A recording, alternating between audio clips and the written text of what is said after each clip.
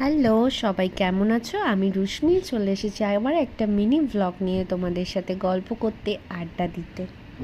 Weekend আর হলিডেতেই আমি একটু বেশ কিছুক্ষণ সকালবেলার দিকে রান্নাঘরেতে থাকি। অন্য দিনগুলো সকাল 6টাতেও ঘুম থেকে উঠলে যেন মনে হয় কি তাড়াতাড়ি 1টা বেজে গেল। ঝড়ের গতিতে সকালবেলার দিকটা কাজ থাকে আমার। শারীরিক কিছু কারণবশত আমার আর রাজার দুজনেরই খাসির মাংস খাওয়া বন্ধ আছে। খাসির মাংসর থেকেও বেশি চর্বিটাতেই আকৃষ্ট করে। তো ওকে বলেছিলাম মুরগির মাংসের সাথে একটু চর্বিটাও নিয়ে এসো। তো ও যথারীতি এনে দিয়েছে, আর আমি এখানে একটু স্পাইসি করে বানাবো ভেবেছি মাংসটা।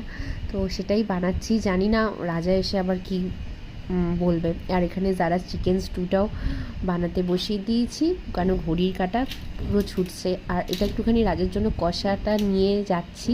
ও কার সাথে ফোনে কথা বলতে বলতে খুব হাই